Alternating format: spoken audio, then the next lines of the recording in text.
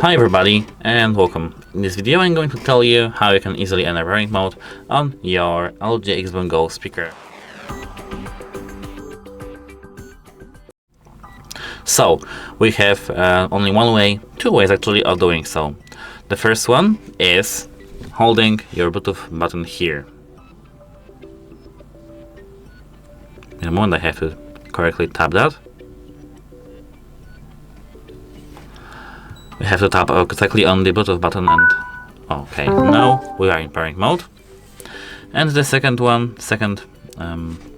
step is to going into this info section, tapping forget this device and forget device. Now our device will enter pairing mode too. That's it, hope it helps you and goodbye.